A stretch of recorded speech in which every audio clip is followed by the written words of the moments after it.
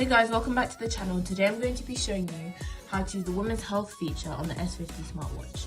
For this, you scroll down and you get to the bottom where you see women's health. You input the data on your cycle. I'm just going to use the default data. And then it will start telling you your expected ovulation and period date.